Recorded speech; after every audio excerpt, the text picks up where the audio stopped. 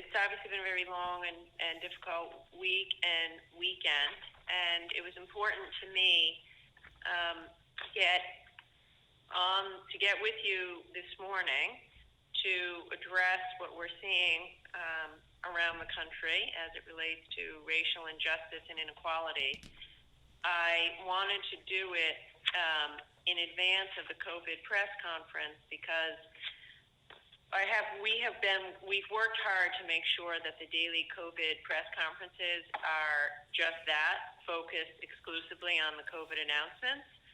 But that said, what we are seeing right now in Rhode Island and all around the country around injustice and inequality is certainly at the forefront of my mind today. And although I didn't want to use the COVID briefing to talk about it, I just thought it was urgent enough and important enough that we take time straight away today to address it. So I'm going to offer a few of my thoughts and then happy to take your questions. I will say that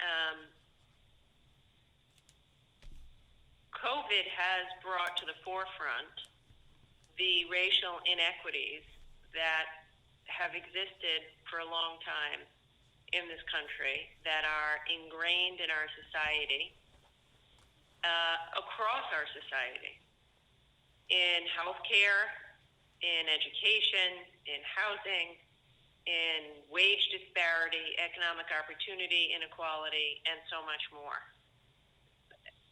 And throughout the crisis, across America, and here in Rhode Island, we have seen the real human cost of this institutional inequality.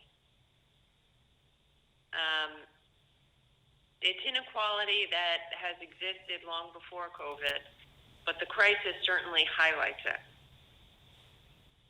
And then, of course, again, over the past couple of weeks, we've been reminded time and time again of just how present and ugly and violent and hate-filled that racism and intolerance still is in our American society.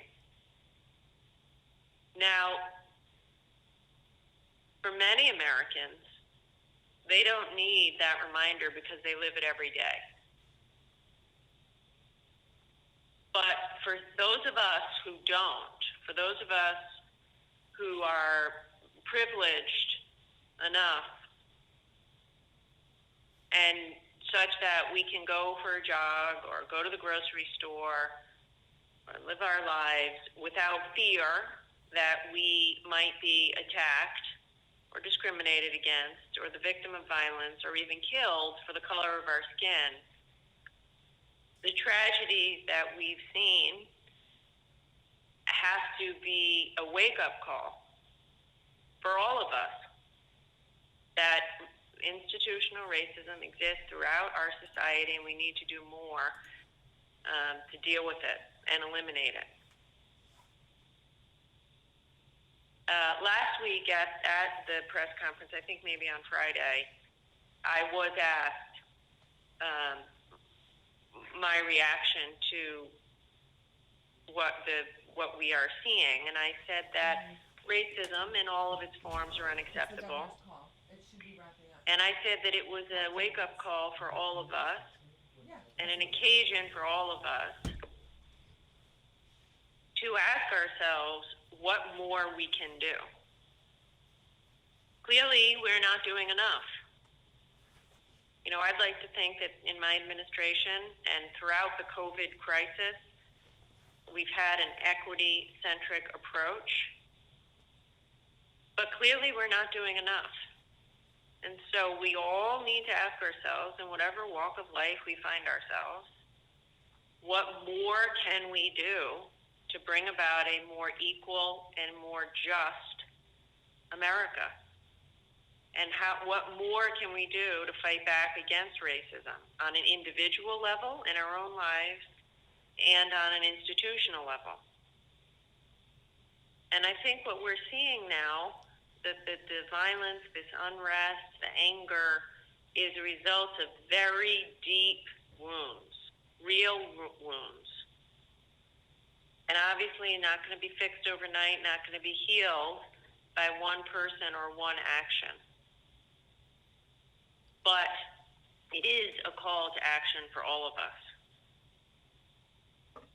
I've had the opportunity to talk to members of our community over the weekend, faith leaders, African American faith leaders, and the thing that keeps coming across is themes of pain, and that pain which leads to anger and very legitimate frustration and a call for action. And so all of us, every Rhode Islander, should share in that outrage and channel our outrage into action which brings about change. I also say it's at this time when we continue to face racially motivated violence, and when we continue to see the racial inequities across our society and in our economy, in our education, in our lack of opportunity, in our criminal justice system, it's easy for that frustration to give way to hopelessness,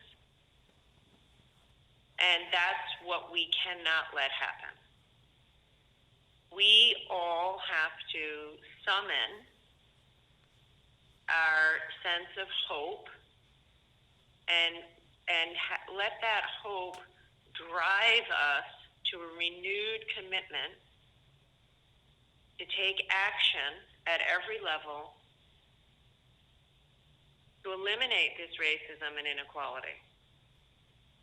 And that's what I'm doing, vowing to recommit myself again, as I have always tried to do, to bringing about a real sense of equity and equality in the state of Rhode Island.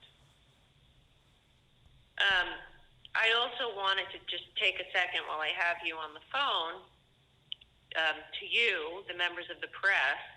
I know this is a really challenging and fear-filled time for you and your colleagues around the country as you see the news of some of your colleagues being arrested and attacked around the country. I can only imagine that it's anxiety producing for you.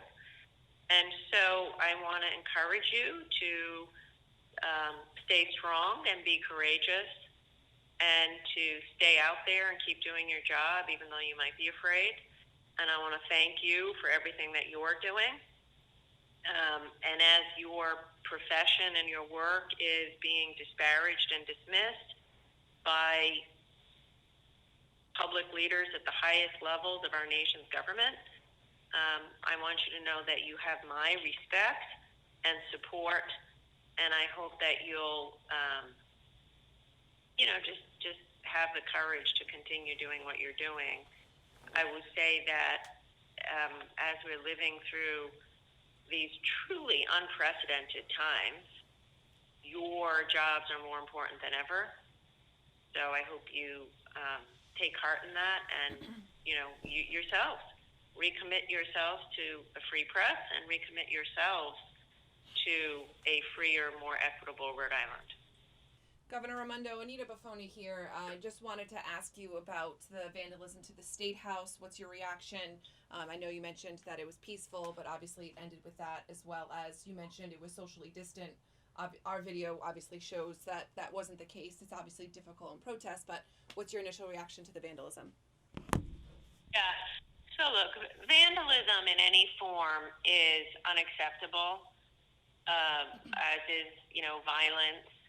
And thank God we're not seeing some of the horrible violence you're seeing in other places here in Rhode Island. And those folks who have engaged in that vandalism are going to be held accountable. But I will say we need to acknowledge what's driving the vandalism and the outrage, and acknowledge that it's very real and legitimate fear and anger. So while we don't condone, and I don't condone the vandalism, and those folks who break the law will be held accountable, their fear and outrage needs to be heard, and we need to address it. Address what's at the root of it. We have time for one last question. Governor, it's John DePietro. Who's leading that investigation, and is there a phone number posted? Because otherwise, it certainly seems as though vandalism would be tolerated in Rhode Island. And what about, is it appropriate reaction to burn churches like they did last night? Could you say that last? I didn't hear that very last thing, John. In Washington, they set a church on fire. They also defaced St. Patrick's Cathedral. But there just seems to be a tone that maybe some element of vandalism should be tolerated. No, I don't think so. If you want my opinion, vandalism in any form is unacceptable, and those responsible need to be held accountable. So while I understand the anger that is resulting in the vandalism and the fires and the looting, all of that in any form is unacceptable, and here in Rhode Island we will hold those folks accountable. The state police is handling the investigation here with the vandalism at the State House. Okay. Do you have an estimate, Governor, on the extent of the damage? Do you, David? I don't. Is that Steph Machado? Yeah. Yeah, I don't. It wasn't particularly extensive, and I don't know. Yeah. Okay, Governor, 2,000 people. There were 2,000 people at this event, and it was a peaceful rally for 6-7 hours, and relatively, in the grand scheme of things, no, I understand the condoning of vandalism is not appropriate in any way, shape, or form. But can you scale for the state that is listening right now? Or just assert that by and large this was a peaceful protest with just a small amount of vandalism that took place at the end of the rally, that it doesn't reflect the bulk of it? I think because there's been a lot of information put out that would suggest that it was even a 50-50 sort of ratio of vandalism to peacefulness, where from my observations being there all day, it seemed like maybe 99% peaceful. Yeah. I don't know who that is talking, but let me say for all of you, this was absolutely, predominantly, a very peaceful protest. And that's why I said earlier, I want to, commend the protesters. They were, not only were they peaceful, but they all had their masks on, and they were socially distant. So I think they deserve, I felt proud to be a Rhode Islander because they were speaking out against injustice, but they were doing it in a way that was nonviolent, sent a very strong symbol, and in the middle of a global health pandemic, also following the rules that we've set out for COVID. Later, and as you say, they were there for hours. There were well over 1,000 people of all ages and races. And then after, later in the evening, there was one very limited, I should say, I don't have the numbers, Steph, on how much, but very, very limited act of vandalism. So I would say 99.9% of what we saw was peaceful.